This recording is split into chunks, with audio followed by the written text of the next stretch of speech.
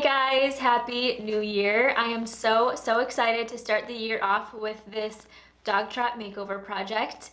You are probably wondering what in the world is a dog trot.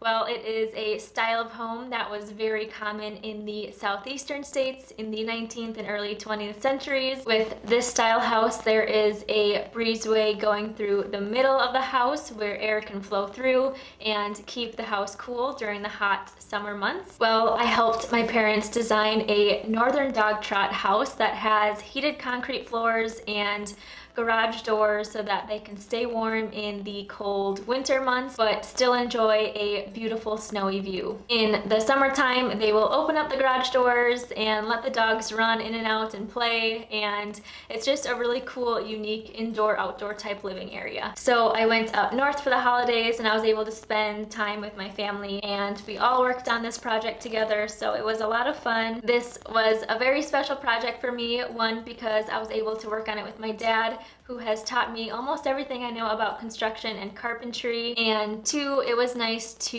just give back to my parents and help them finish off a space that they spend a lot of time in. My mom helped out with some of the projects early on, and then we kicked her out so that we could do a fun little surprise reveal for her. I hope you guys enjoy this makeover. This one was so much fun for me, and I have so many cool projects to share with you guys this year, so I hope you follow along, and I hope 2021 treats you well.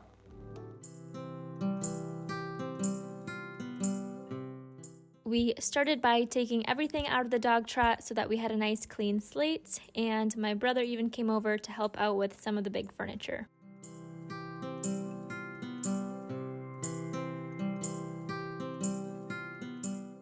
The first project that we worked on was refinishing the stools. I started by lightly sanding them, then I wiped them off, and we did 2 coats of black spray paint.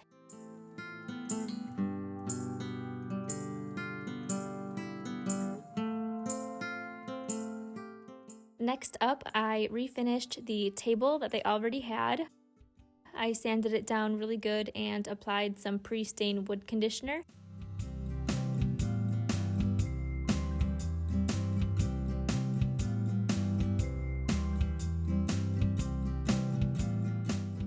Then I did 2 coats of dark walnut stain. I did the first coat with a sponge brush to get into all the deep grooves.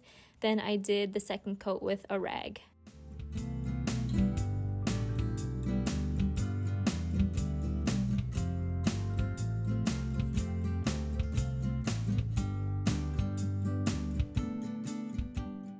After the stain, we did 3 coats of polyacrylic.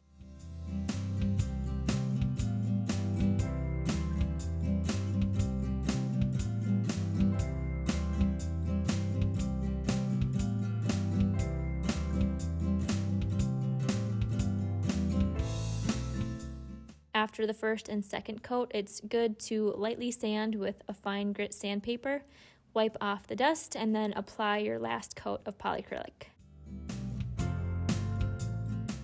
The next big project was wallpapering the fireplace. I started by scraping down some of the texture so that the wallpaper adhered better. Then we went in and painted on a coat of this wall covering primer. This is supposed to make hanging and removing wallpaper easier. I brushed the edges and then we rolled on the rest. I measured the center of the fireplace and marked where our first panel of wallpaper would go. I cut the panel to size and then we applied the paste directly to the wallpaper.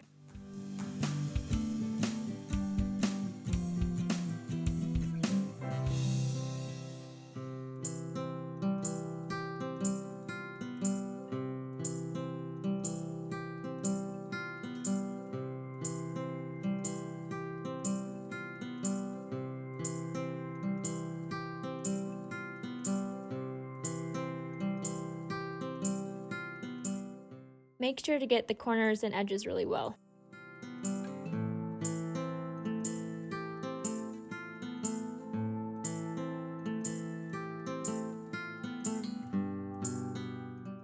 If If you're doing some sort of accent wall, it's best to start your wallpaper in the center. I was going to do a full tutorial on wallpapering, but it is such a pain in the butt, and we really struggled trying to get around outlets and corners and the fireplace. So if you are wondering how to install wallpaper, I'm sure there are a lot of other great tutorials out there.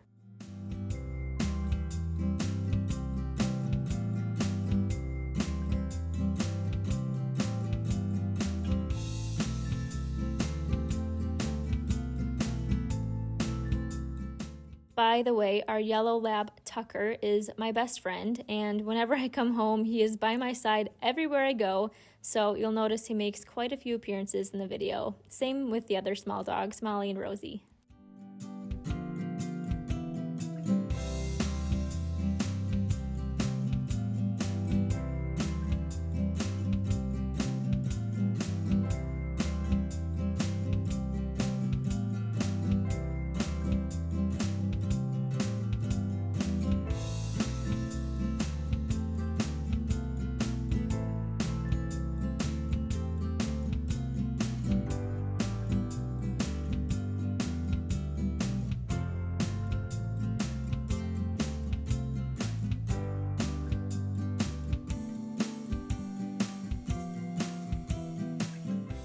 The next big project was the floating shelves. So my dad made the shelves while we were working on the wallpaper. He used 2x10 pine lumber and routed a groove in the shelves so that our picture frames had a little groove to sit in.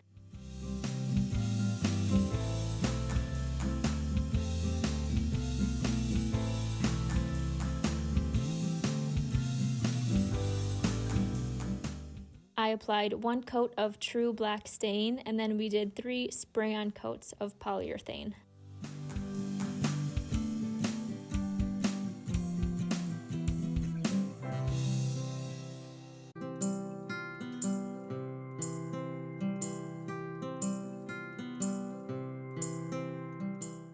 My dad found a YouTube tutorial on how to make these shelves, so I'll tag that tutorial in the description below. They're pretty cool because there's one strip that gets attached to the studs in your wall, and then you use dowels to secure the shelf to the strip on the wall. This way you don't need to buy those fancy brackets.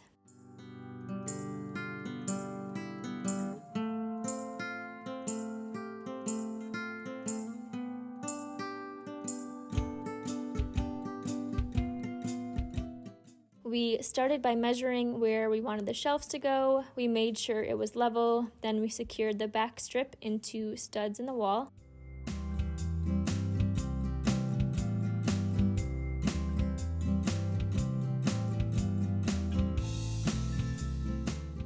Once that was secure, we inserted the rest of the shelf, put a few screws underneath into the dowels, and voila!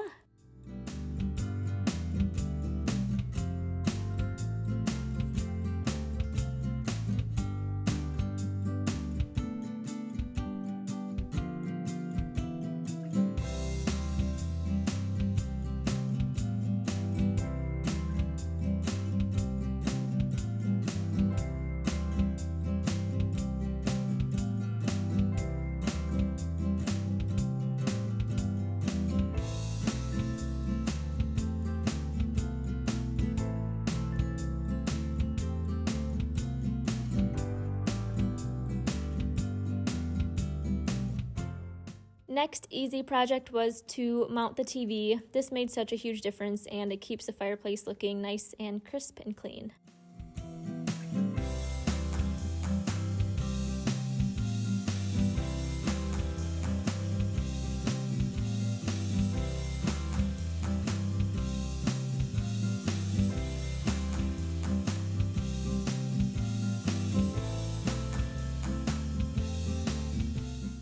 My mom had this baker's rack that we turned into a hanging plant stand, almost like a piece of art, and she absolutely loved this.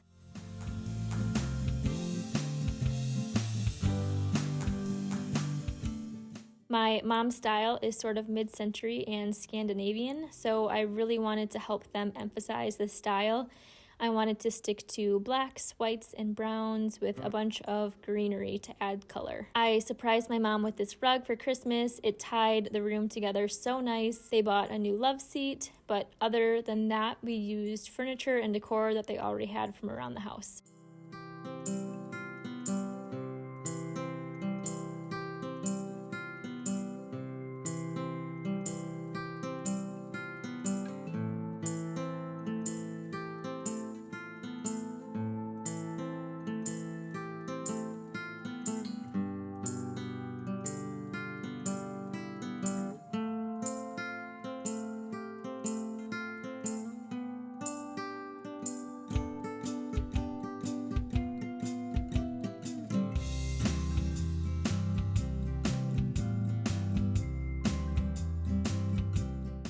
These chair cushions were from Walmart, such a great find. We ordered some dog pictures to fill some of their frames, and I also framed some of the wallpaper that we used on the fireplace.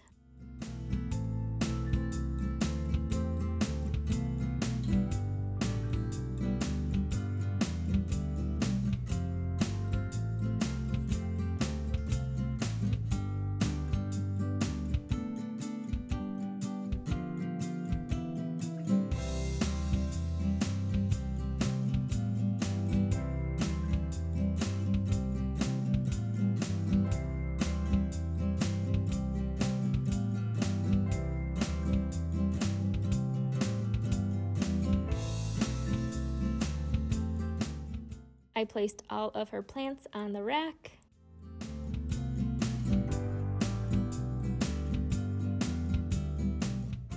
I completely surprised my mom with this blanket wall. I thought this would be a great way to take up space and to add a bit of warmth and texture.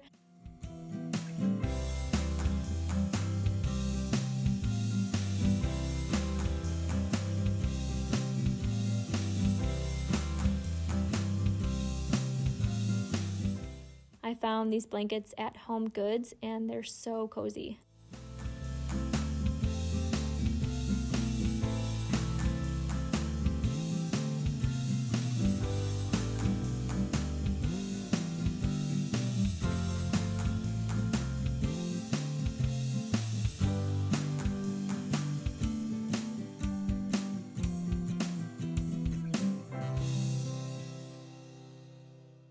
Last but not least, I finished off the space with a gallery wall of all the family dogs.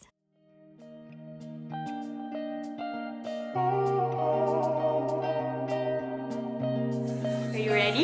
Yeah. Okay, open!